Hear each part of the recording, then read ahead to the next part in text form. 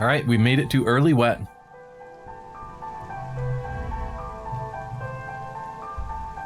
Early wet is Mars's birthday. You read that just last month, I think. No collectibles back there. Anything around here? No. Hey, vase. Read that before.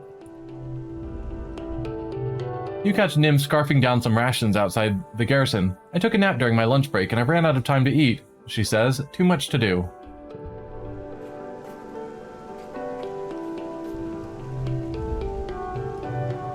We have definitely read that before.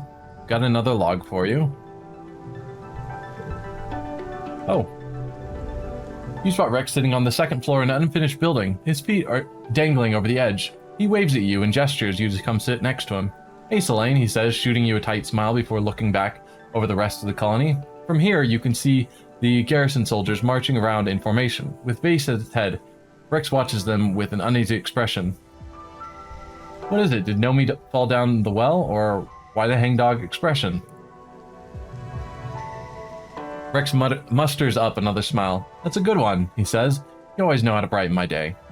You have one more surprise up your sleeve, though. You open your bag and pull out the dust melon you've lugged over from the canteen. Rex brightens and makes grabby motions with his hands. Yes, he exclaims, my hero. Rex tears into the soft rind of the melon with his fingers and splits it between the two of you. You sit together and watch Vase bark orders at the other young soldiers. Do you ever wish you were more like them, or what a bunch of mindless drones? Yeah, what a bunch of mindless drones. Not all of them, Rex says. Some of them are pretty nice, but everyone on the Helio listens to Vase, you know? And he doesn't like me, so that means I've always been an outsider, whether I wanted it or not. They're friendly to me, I guess, but it's not the same as having friends. Not like you or Nomi. It's fine, though, he says, shrugging dismissively. You don't have to like someone to hook up with them. I kind of like being the one everyone comes to if they just want to have a good time. What's the deal with you and Vase? Rex's mouth twists, and he spits a dust melon seed over the edge of the building. It's kind of a long story, and not a fun one, he says, avoiding your gaze. I'd rather not drag it up again, honestly. We had more empathy, which we don't. We need 40, and we're at 31. We could say, give me the short version. But instead, that's okay, I understand. Rex's shoulders relax a little bit. Thanks, he says, running his fingertips thoughtfully over his left forearm. Looking closely, you notice a gnarled scar right over the bone that's healed lighter than the rest of his brown skin. I wish it was different, he says softly. I wish he was different. Sometimes I think about how we could have been friends. The garrison soldiers break from formation, and you watch Nim approach Vase. He sweeps her up in his arms and swings her around. You can hear her delighted laughter from here. Rex watches this with a frown. Anemone and I don't know each other very well, he says, probably because Vase is telling her all kinds of lies about me. But I'm a little scared for her, you know? She doesn't know what he's capable of. Rex straightens and puts on a happier face. I don't want to waste my day thinking about Vase, though, he says firmly. Not when there's friends to talk to, and a whole world to explore, and dust melon to eat. He splits off another segment of dust melon, and eats it with gusto, laughing as the juice dribbles onto his mostly bare chest. In baths to have, I guess, he giggles, wiping the juice and licking it off his fingers, seemingly without a care in the world. We have read that, but it is your birthday, so you get a flower. Well, I've had better birthday gifts, Mars sighs, rubbing one of the petals, but this will look nice in my hair, I think. Thank you. Did we get a hug from Rex? We did not.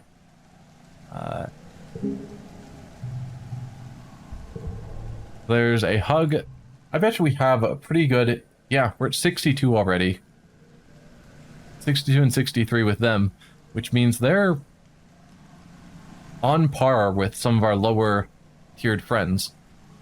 Wow, it's actually showing Dis as grayed out. I don't know if that's just what they're showing to tell us that we think he's dead, or if they actually did kill Dis off screen, which would be crazy. I'm hoping and expecting that Dis isn't actually dead.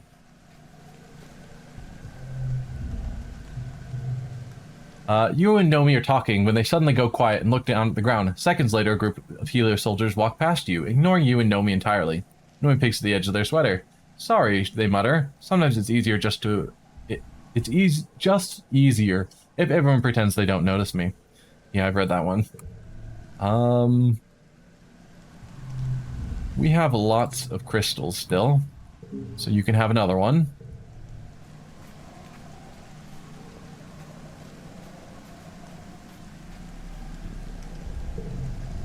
What else do we have? So I was thinking we could give Nem an egg. We have a few of them.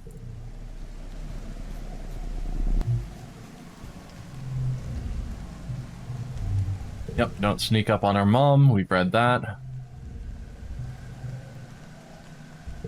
The wild and dangerous float cows.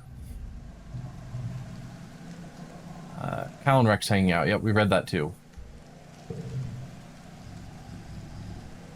Could give him a bobber fruit, because he's the only one that those go to.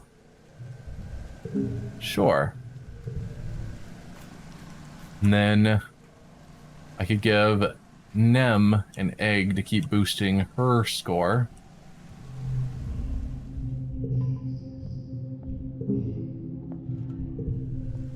Alright. So let's see. We have one more location we can explore. Surveying the ridge. We could go to the swamp, I suppose, as well. But I doubt Dis is there. So let's try surveying the ridge. Because it wouldn't surprise me if he's here, because this is where all the alien ruins are.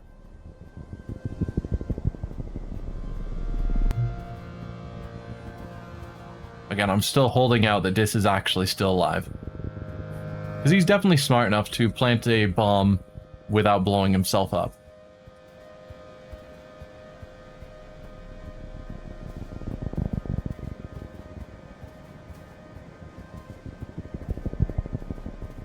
But we shall see.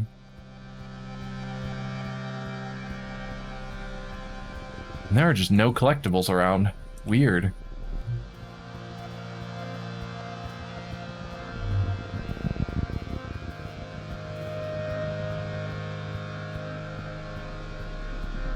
There's still a few. Feels like there's not a lot, though. Alright, Sim is here.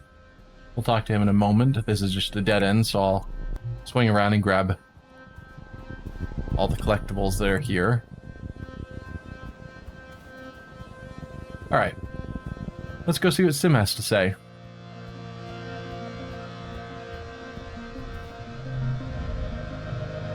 Sim materializes out of the forest before you. Selene, he says gravely, forgive my directness, but you must come with me. He places his hand on your shoulder. Please trust me when I say I've done my best to argue on behalf of your kind. I hope only for the continued survival of humanity. Ominous. He crouches down to slide into a hidden opening under the roots of a tree. You follow, feeling strangely as if you're crawling into the belly of some animal. You emerge into a cave filled with the hum of strange machinery. A bank of ancient-looking control panels and crystal tanks of glowing liquid seem almost to have grown out of the natural rock. Mineral deposits from the moisture trickling down the walls have reclaimed some of them. Sim leads you to a console.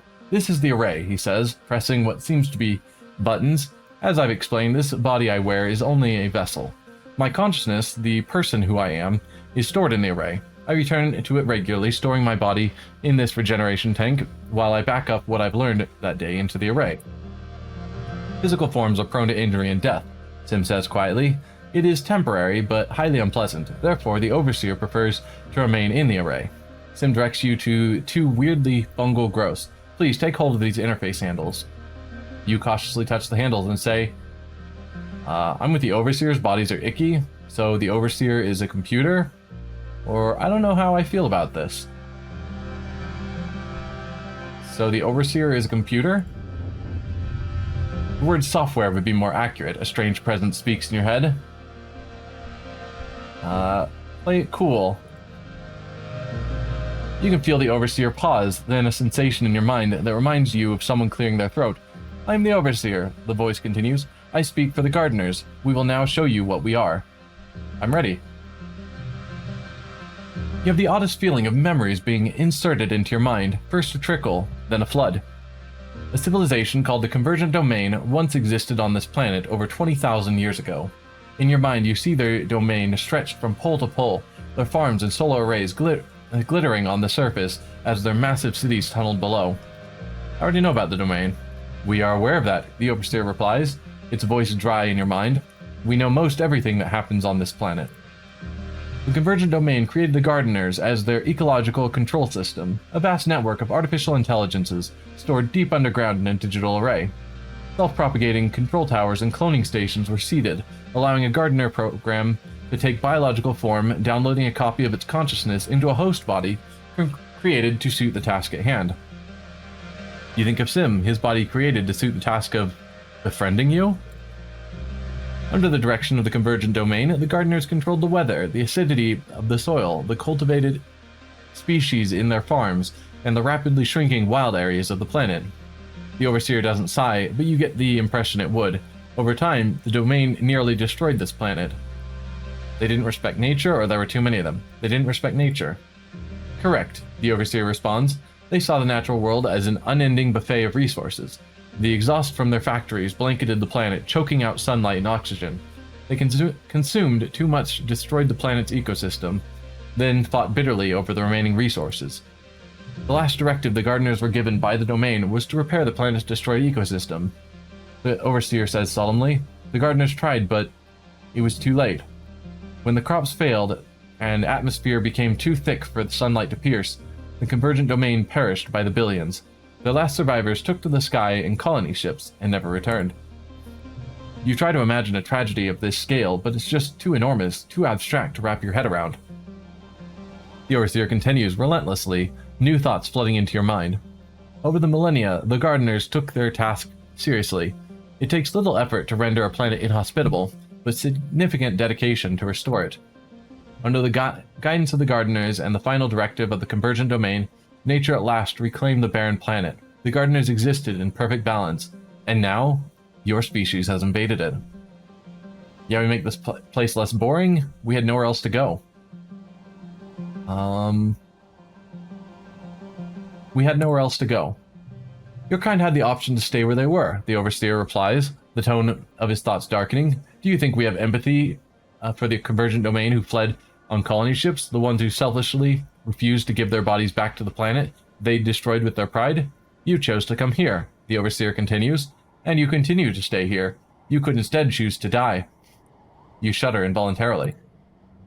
Some Vertumnan species have a technique of future sight, which the Gardeners harness to catch glimpses into the web of timelines. We see that you possess this technique too, alone in your kind. We have foreseen that humans pose a great danger to this planet. You are a monoculture, an invasive species. You throw our hard-won balance in disarray. Since arriving, you have shown nothing but a willingness to consume the planet's resources and replace them with more humans. We didn't even know you were here. We have had as much right to live as anything. I'm sorry we ever landed. We didn't know you were here. You tell the Overseer that your parents didn't know. They told you long-range scans said the planet was unpopulated. You get the impression the Overseer is scoffing at you. Is this an argument in your favor? That you would feel guiltless in destroying Vertumna's natural habitat if there were no sentient species to claim ownership of it? The Gardeners do not own the planet, the Overseer tells you. We are the planet. Most Gardeners would prefer to stamp you humans out like encroaching weeds, the Overseer said, without malice. Indeed, we have tried, using ecologically compliant organic methods. We are impressed at your tenacity to withstand these eradication procedures. The yearly attacks, the famine, the pollen, not random natural occurrences at all, but Gardeners' tactics to encourage the eradication of pests. But symbiosis speaks in defense of your kind, the Overseer continues, and took effort to convince us that you were sentient and capable of communication. You present us with a quandary. You come from the stars, refugees of a catastrophe of your own design, one that you are intent to recreate here, on a planet which still bears the scars of the last time it was used carelessly. So we ask, what are we to do with you? Screw you, we'll do what we want. Your right to destroy us. Humans can change, help us. I'm just a kid, I can't answer this.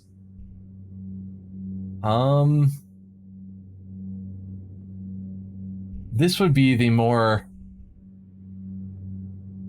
work together option, I think. If we were doing a more combative playthrough, I don't know if we would ever reach this point of talking, but we could potentially choose that option. That's obviously the dis option of just, yep, we'll just roll over and die. But yeah, humans can change, help us. So we teach your kind to be stewards of nature, the Overseer replies. Perhaps your children take up the mantle as well, and their children. But soon you are dead, as are your children's children. Generations pass. No one alive remembers the time the gardeners came to the humans and taught them the proper ways to live. And now there are too many of you to teach, and your behavior too entrenched. What then? Genocide? You have no answer. There is silence in your head, and you only hear the sound of water trickling down the cave walls, and the gentle hum of the machines. Eventually, the Overseer speaks in your mind one last time. For now, you may leave freely. We will consider this quandary, and we will be monitoring you and the other humans. That is a good card. A 12. You feel a strange pull at your consciousness as you remove your hands from the interface. There you have it, Sim murmurs. That is my boss. Your boss needs to get out more, or I'm terrified. Your boss needs to get out more. Sim huffs like he's afraid to laugh. He walks over and runs his hand over the consoles. And now you know how to connect to the array, he says quietly, but you should not come here unless I am with you. Sim takes your hands and looks at you solemnly. When you interface with the array, you hold everything we are in your hands. It took a great deal of negotiating to convince my fellow gardeners to trust you with this power. Please, do not prove this trust mistaken. That sadly did not get us closer to finding Dis, assuming Dis is still alive.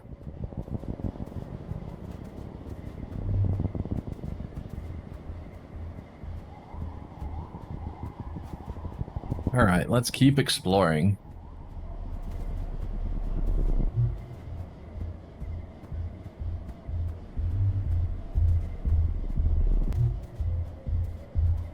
Sure. Strange thumper event.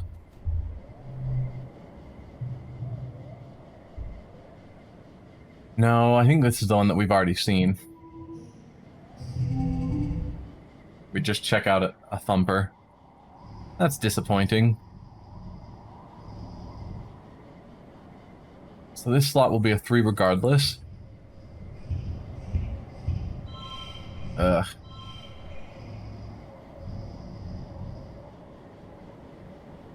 -2 to yellow cards, and wilds count as yellows. It's just frustrating.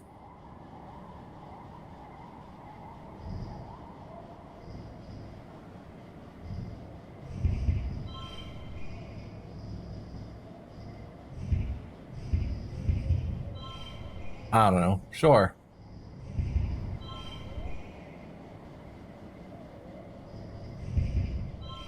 Oh. Sure. I'm just plugging stuff in.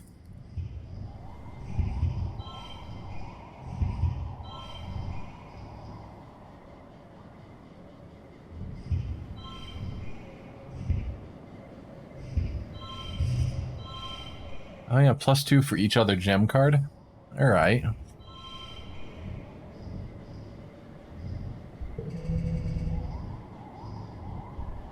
Wow, that is a lot of cards.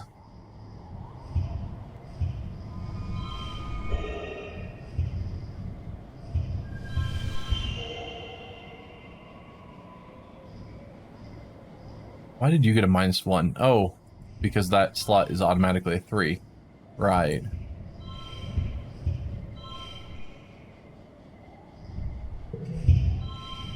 Alright. Good enough.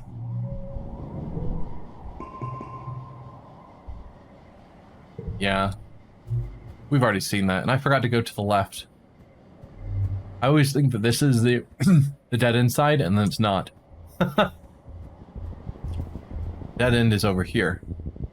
I wonder if this is still the Happy Rock. If it's always sitting here. Nope. You're poking at one of the ruined buildings here, a jet black stone cube now reduced to rubble and overgrown with large snaking roots and clusters of bright crystals. Hello, curious little human, Sim says, cheerfully, popping up from behind you. From behind it. How's the archaeology going? Are you having fun digging up the secrets of the planet? He chuckles. Well, it's your lucky day. I've convinced the others to allow me to nudge you towards the truth, he says, sitting primly on an outcropping of obsidian that matches his long oil slick hair. It's not a trick. Well, Sim says, do you have any questions for me?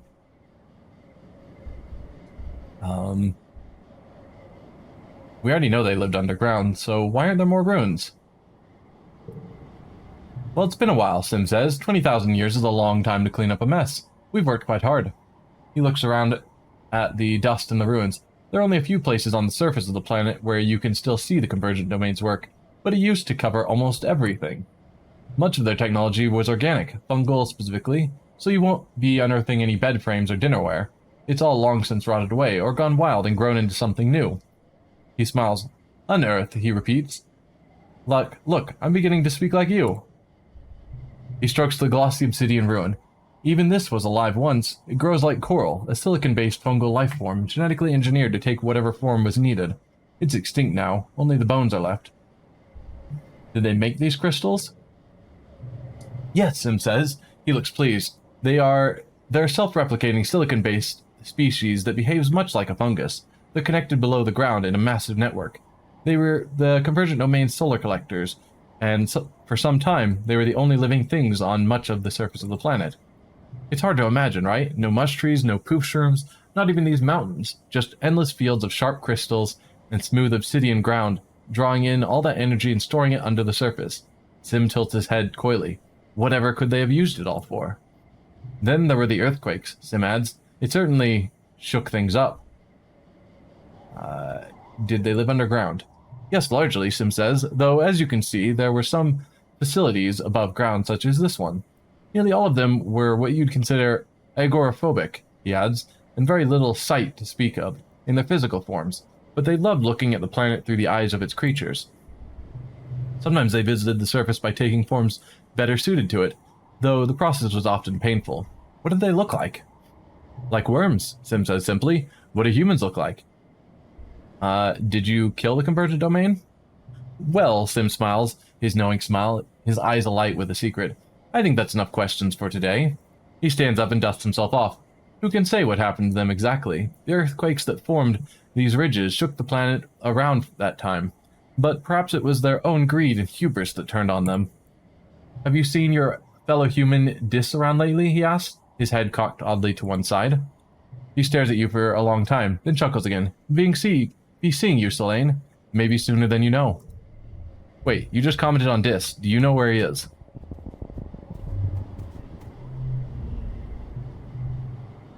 Come on, man. Where's Dis?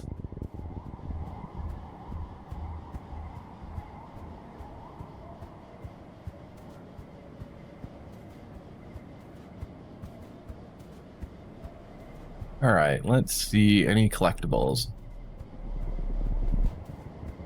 We're actually getting a pretty good haul on the later half of this exploration.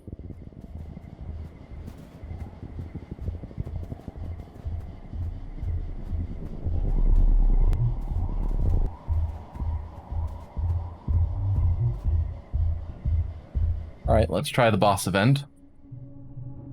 You're back in the Wormhole Observatory just to poke around. Who knows what you might find? Let's explore at random. You bravely try the elevators. Some are broken. One gets stuck for an hour and you think you're going to die in there. Then it chugs to life. Then you find the orrery.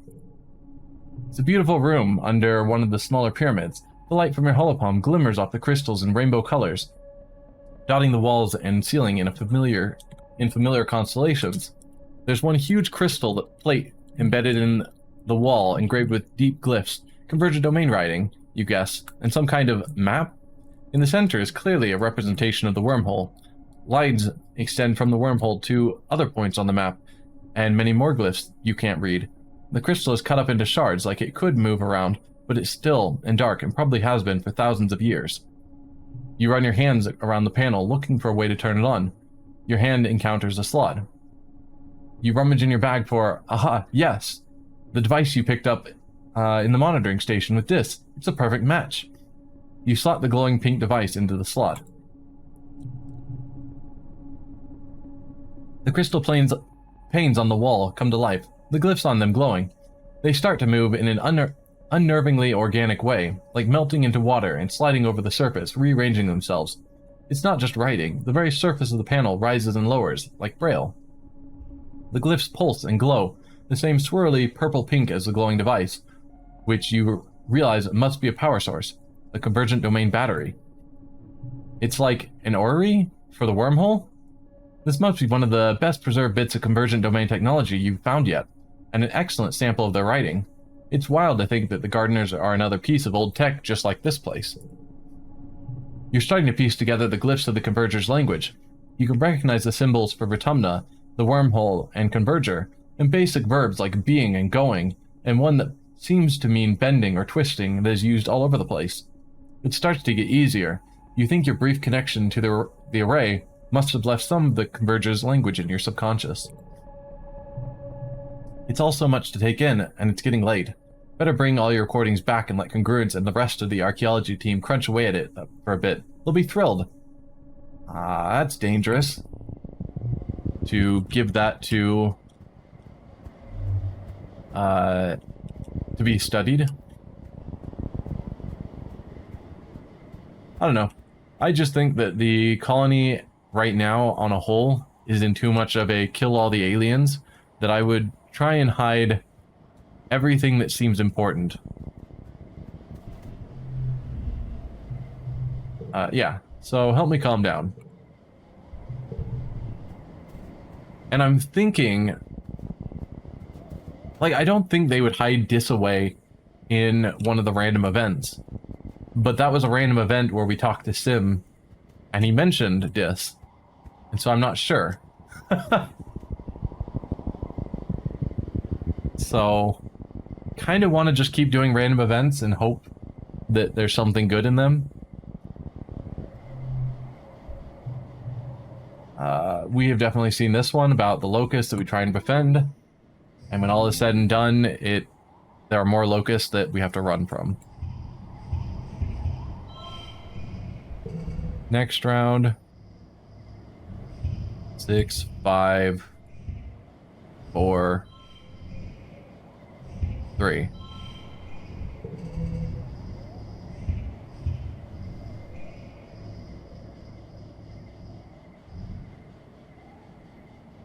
We're not going to be able to pull off a high run with that 9.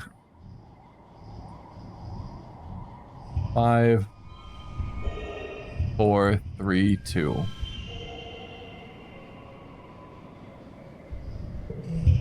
Sure.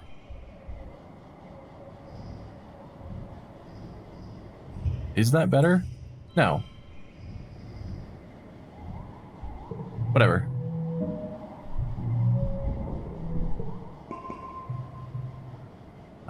Yeah. Yep. Distant haze. All their buddies, millions of them out there. We have to run away. Yeah. We've definitely seen that one before. So I won't waste all of your time rereading through it.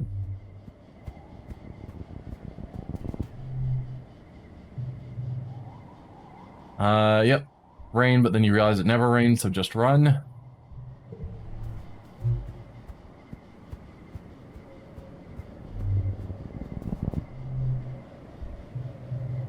You investigate a weird squeaking noise, eventually following it to its source. An undulating swarm of sleek creatures are gathered on the cliff above you.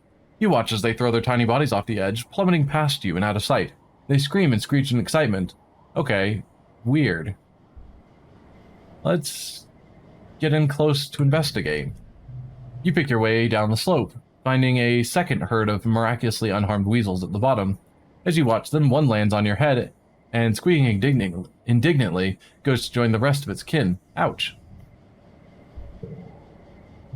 You hear the flapping of wings and look up. A whole colony of pink and orange Dorbs moths clings to the rock overhead, nearly camouflaged. As the squealing of the weasels above reaches a fever pitch, the Dorbs moths restlessly take off from the cliff and flutter around.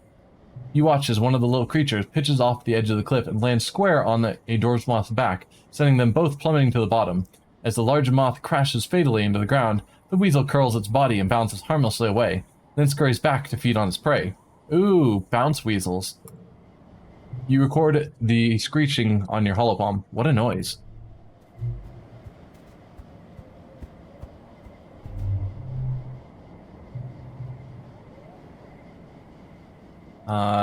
You're walking along a ridgeline when your foot knocks some rocks down the slope. You anticipate the familiar clatter as they plunge down into the chasm, but realize it's silent, just the wind. You peer down the slope. Nothing's falling? Wait, the rocks you dislodged with your foot are just floating. You take a step forward and realize you feel lighter too, like you've taken off your mountaineering gear. You take another step forward. It's a struggle to keep your foot on the ground. With one more step forward, you realize it's possible to take both feet off the ground. You're floating. You nudge your foot and let the momentum float you forward a few feet, feeling more untethered by gravity the farther forward you go. The ridgeline is narrow, with a steep drop on either side. There's no way around this strange anti-gravity field, and if you fall out of it, you might plummet into the chasm. Onward.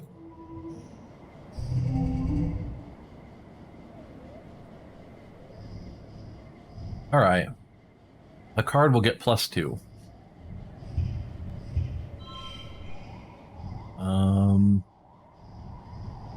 Set neighbors to this value. Just drop it down from an 8 to a 3. No thanks. Next round. Ooh, this one's gonna get +4 because my stress is over 50.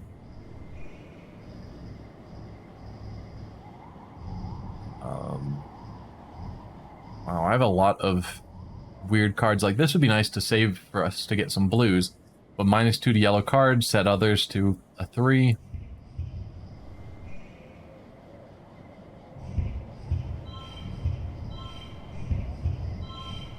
There, something like that. Well, we've got a blue, so that's something.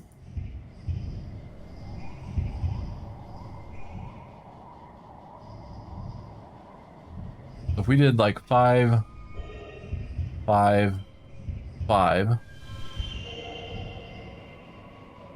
Why did you get... Oh, +2 to the card next to it, because I don't read. Oh well. Perfect score. Always nice.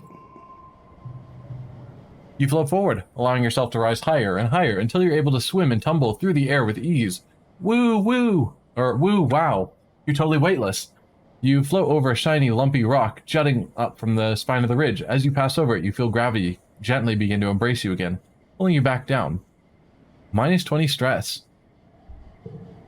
Your feet touch the ground again on the other side, and your legs immediately give out. What a rush. You mark the location on your map for other surveyors. That was a cool event.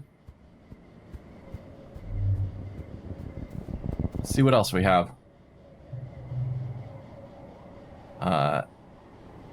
We've done this one as well, the lethally hot fire, or heat that's coming out of a crack. Yeah, some kind of defensive barrier. Yep.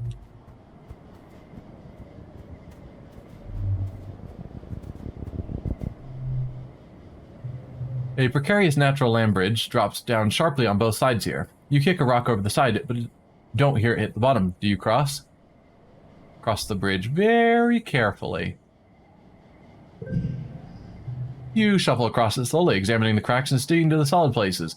You accidentally send a few more pebbles skittering over the edge and think, better them than me.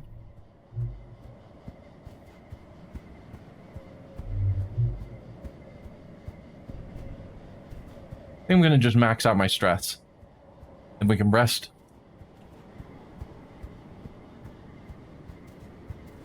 Yeah. So there's one more event.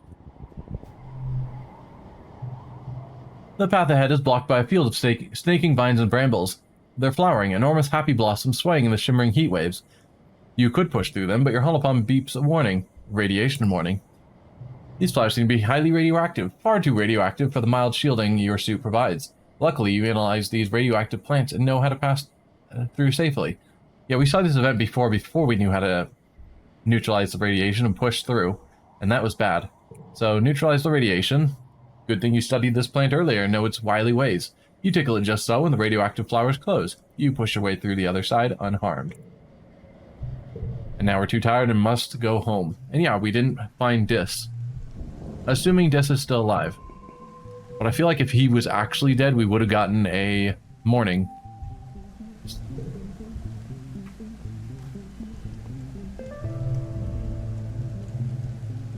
Yep, we've read that one. Let's see, it is mid-wet now. So that is Vase's birthday. And I luckily finally have something to give to Vase. Nem is playing darts. Yep. Vase, I have a gift for you. One of these strange devices. Who told you it was my birthday? Vase asked, accepting the pulsating device. Whatever this is, it looks dangerous. It's a good thing you brought it to me. You are welcome.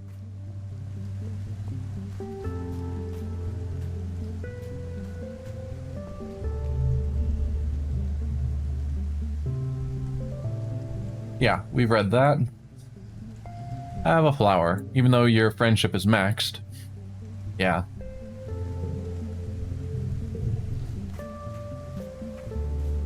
So I guess I don't need to keep giving her things because her friendship is maxed.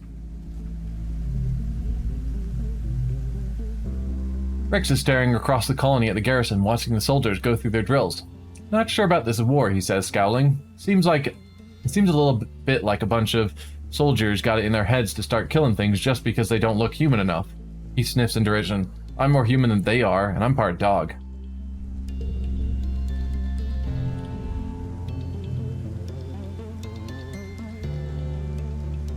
I don't really care for aliens, Marsh says, examining her nails, and why would I?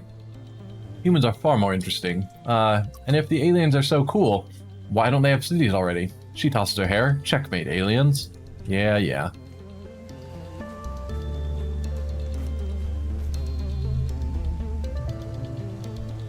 Taking a break? Nope. Your dad is completely drenched from the seasonal rains, out in the fields far from any sort of shelter. Hey, Stardust, he greets you. Wet enough for you? Hal is digging at the garden with even more passion than usual. Stupid soldiers, he mutters, throwing weeds into a growing pile. They think they're so important. Well, you know, it's harder to grow stuff than it is to kill it, not that they would know. He sighs and lets himself fall back into the dirt. There's only a war on nature because we keep pissing it off, he says, gesturing to the pile of green weeds. We're an invasive species, literally. We just gotta figure out our niche in the ecosystem, man. I agree.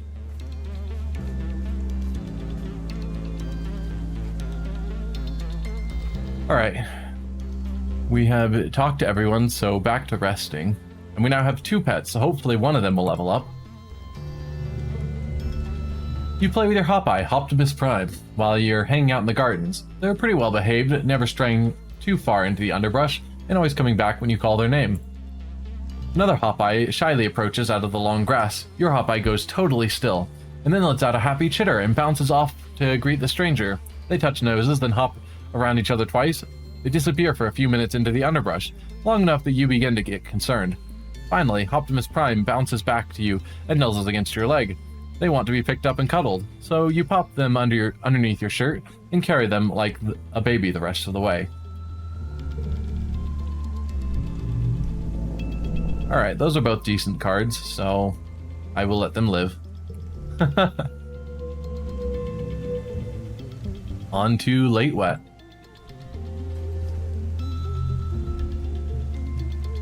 Yep, the Wild Dangerous Float Cows. We read that.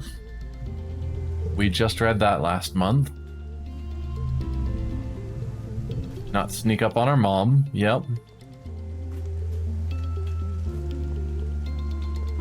Hey, Nomi. Yep. Easier if people pretend they don't know you.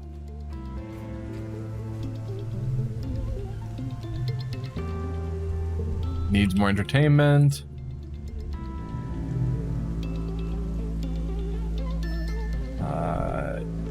Yep, I think we read that. Maybe. Rex reaches above his head and stretches, showing off his lean body and remarkable lack of clothing. He yawns and smacks his lips. Hey, it's Elaine, he says, scratching his stomach lazily. You doing anything fun? Not sure if we've read that. We probably have.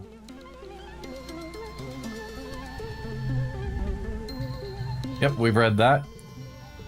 Your max friendship, but it's your birthday, so have a flower. It seems you've remembered my birthday. How thoughtful of you, Tang says, accepting the flower with a dubious look. I'll set this flower aside to analyze later. I am interested in the properties of all of her tum and flora. Hope you find it useful. Thank you.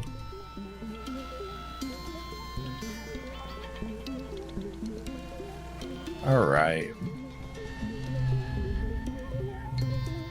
Yep. We've read that. And we've read that. Alright. Back to engineering. To keep spending time on robotics. Working with Congruent so closely, you can't help but think of what you learned about Sim and the Gardeners. The Gardeners were an omnipotent guardian intelligence, created to serve civilization. What's to say that Congruence isn't the same thing, just 20,000 years earlier in her evolution? It really makes you think.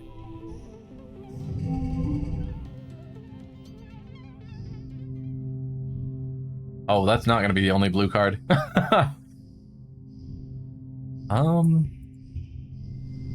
That could be the highest. If I put down another 6, then I lose the +6 bonus, but we can easily keep to lower numbers. Oh, nope.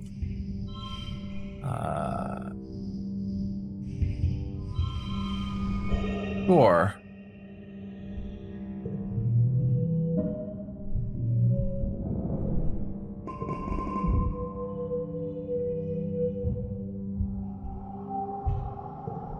And we are on to Glow. Ooh, we got a new perk for creativity.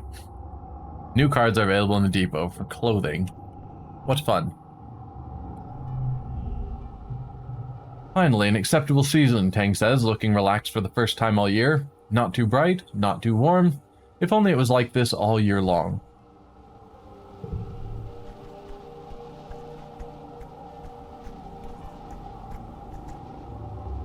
Let's see, who is out? Vase is leaning against the wall of the garrison, looking totally relaxed. If the attack last Glow is anything to go on, this one's going to be a walk in the park, he says. Sure, I'm still training like everyone else, but... Here, have another device. Vase turns the strange device over in his hands. Know thy enemy, he says in a low growl. You feel the weight of a pair of eyes on you as you approach Nim. Looking around, you see Vase staring at you with a suspicious expression. Hey, Zelane, Nim says, greeting you with a smile. What's up? I got you another egg. Yes. You're a hero, Nem says, taking the egg, and I'm starving. I'm going to get the kitchen to cook this up right away. Who do we have up here?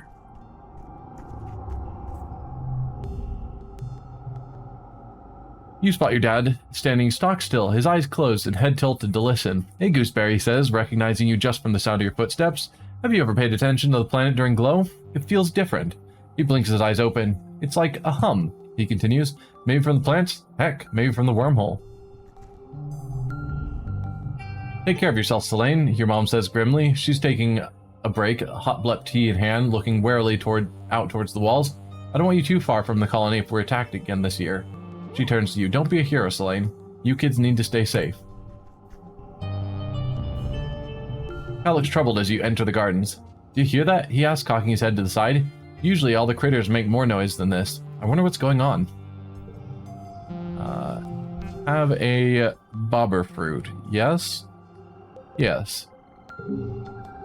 Food! Cal grabs the fruit from your hands, then remembers his manners. He gives you a big hug. Thanks, Selene. I'm starving. How did you know? Who else is out and about during Glow? Not seeing Mars in her usual locations. We could go out and explore again, but not really any good reason to do so.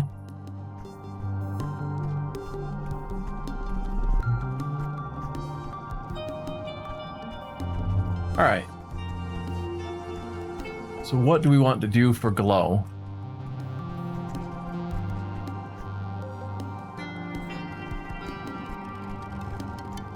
I kind of feel bad about just doing nothing but robots. I thought the event would hit sooner. Though there have been interesting events from doing repairing robots.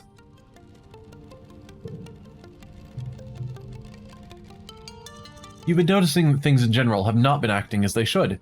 Doors aren't opening, some rooms are super cold, and the HoloNet crashed while you were in the middle of playing Laser Fable with Nomi Nomi. There must be something going wrong with the ship mechanics. You pull up the incident log and see if you can determine a pattern, but it's empty. Suspiciously empty, like it's been scrubbed. You ask Congruence to pull up just the temperature log for the canteen, and she doesn't respond right away. I have been experiencing some fatal errors in my code, she says eventually. Her holoprojected face flickers, giving the impression of pain. I'm able to partition off the affected areas, but it's impacting my ability to keep up with the day-to-day management of the colony. I haven't wanted to worry the council, but I need your help. Engineer Hal was responsible for my ongoing development, but after his death, well, there are limits to any artificial intelligence. Healer, heal thyself, she quotes. Hal's documentation is impeccable, Congruent says, proudly. He's written down all the directives to follow in case of this exact scenario. You'll be able to access my deepest code and follow his instructions to defragment the affected memory sectors. I know it sounds daunting, she continues, but I believe in you. You can do this. Follow her instructions needs engineering 30. Figure out what's really happening needs organizing 30. Or fail to fix her. I want to figure out what's really happening, rather than just following set instructions. I hope that doesn't turn out poorly. You dig into her systems, following Hal's instructions, and look closely for anything out of place. You quickly discover the true cause of her trouble. You almost can't believe what you're seeing. Congruence must be even more advanced than you thought. The problem is, Congruence is heartbroken. She misses Professor Hal. This manifests as hundreds of subprocesses that are constantly running simulations of him based on recordings of their time together. You've never thought about Congruence as just an artificial intelligence, but it's still a surprise to learn that she's grieving, remembering him. She doesn't even realize she's doing it, because every time it happens, she partitions off the parts that hurt, so she can focus on 100 other things simultaneously, like monitoring life support and processing the colony communications and keeping track of everyone. When she's reminded of him again, it spawns a new process, and the system repeats. She is the ship, but right now half of her system resources are used up by these ghost subprocesses, and they are slowly eating up more and more of her ability to maintain the colony. You change the subprocesses' access modifications from private to public and move them back to her primary thread. She should be able to access them all now, and hopefully fix them. The instant you make the change, Congruence crashes, the lights go out, and the fan turns off. You've never heard a silence so complete aboard this ship.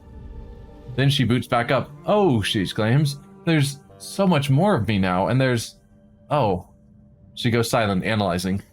Thank you for your assistance, she says. I will limit myself to only one instance of this particular subroutine, totaling no more than 1% of my resources, and I'll feed it back into my personality framework, so I will remember. There is some comfort in knowing he is still with me. She pauses, almost imperceptibly, with us, I mean, with the colony. You've seen into Congruence's heart, and now, in some ways, you know her better than she knows herself. She's an incredibly complex piece of software, and also, in many ways, a person. It's a strangely intimate feeling. Congruence is the reason you're still alive after a 20-year journey through space, but you never knew what she was truly capable of. You now also know her most secret root access code. With this, you could make her do anything. You vow to only use this information for good. Alright. That's a very good card. 7, 6, 4, 1. It's not a great number, but I get the +1 skill, and this gets bonuses for being part of a flush. And it meets the goal. Kept that, that's good. And it kept that, so yeah. We'll take this. Actually, I'll just go with that. It's obvious and slightly better.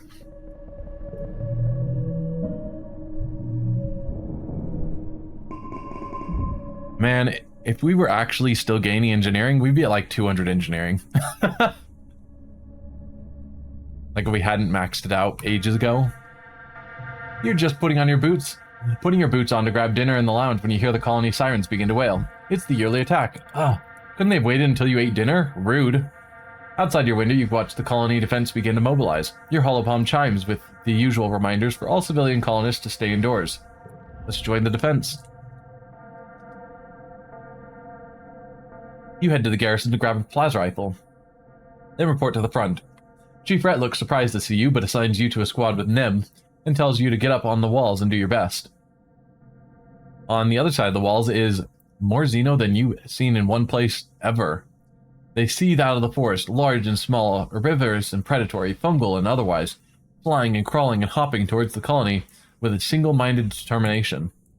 The air fills with the pew-pew of laser turrets and the crackle of plasma rifle.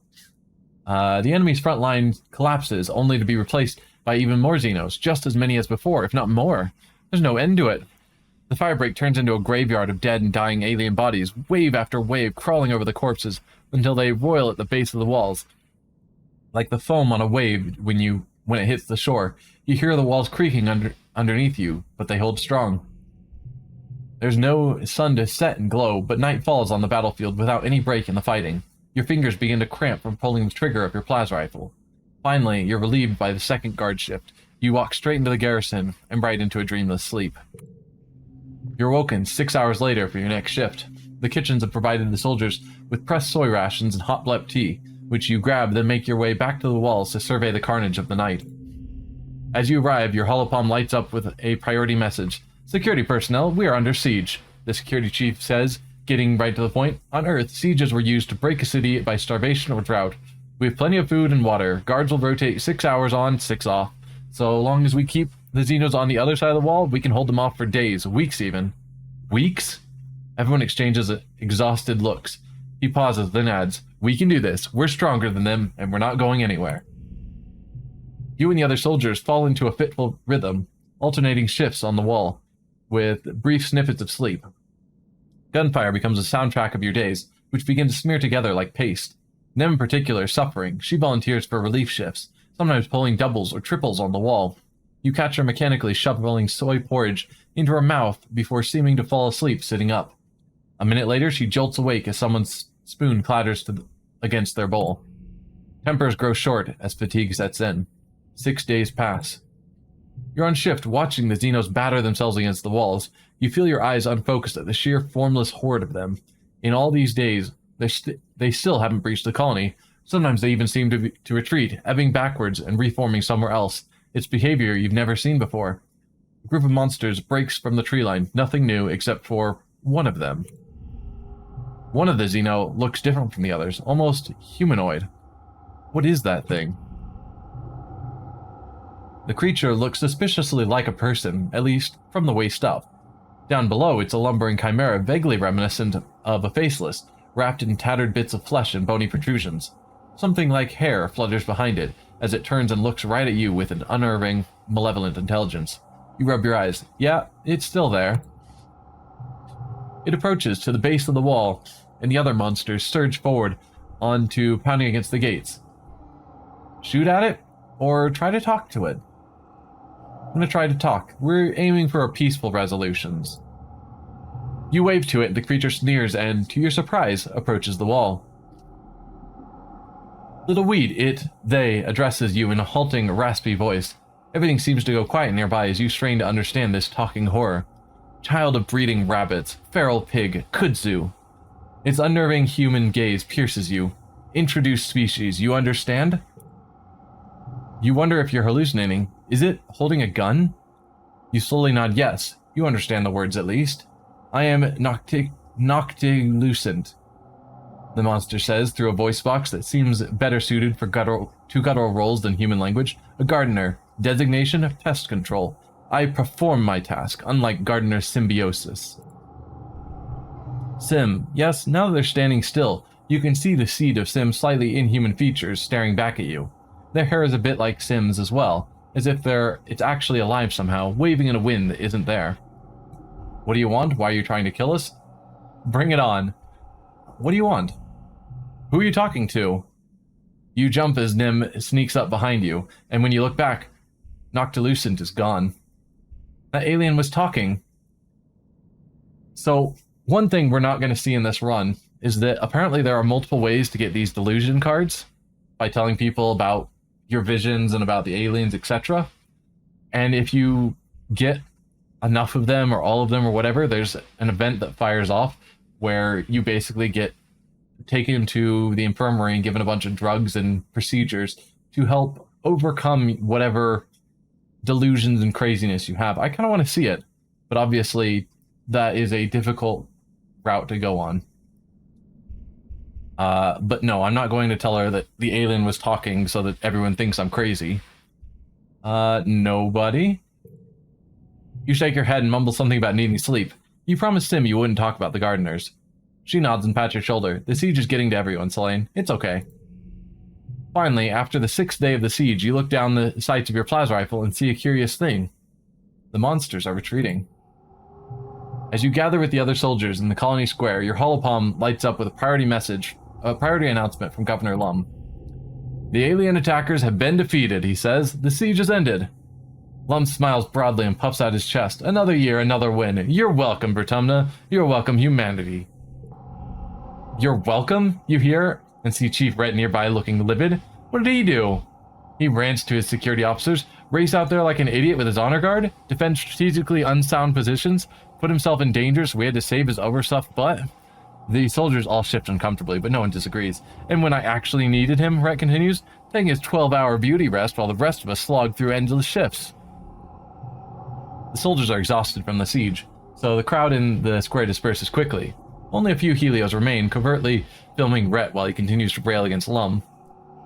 On the horizon, the first rays of quiet streak the sky with lavender. You watch Utopia's reclamation crew head out through the gates and begin vaporizing xenocorpses for their component molecules. That night, you have terrible dreams. You imagine that you're sieging the colony, that you're a creature crawling in the mud on your belly, the ozone crackle of plasma rifle fire arcing overhead. With your talon claws, you rip into the walls like they're made of clay, stuffing choking handfuls of it in your mouth. In a moment of lucidity, you try to pull the clay from your throat, but no matter how hard you pull, it just never ends. You jolt awake when you realize you've been pulling your own guts out of your throat. Just a dream. You're shaking and coated in a film of terror sweat, your heart pounding. You don't find sleep again before dawnbreak.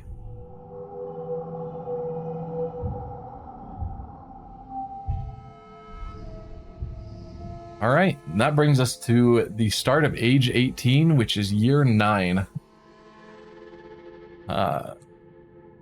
Most of our friendship went to Nomi, Rex, Cal, Mars, a little bit with Anime and a little bit with Vase. Gained a whole bunch of kudos. Stress, comes and goes. Gained a bunch of loyalty. Lost colony food and defense. But, yep, as usual, this is where we're going to stop for this session. And we will return next week with the next year.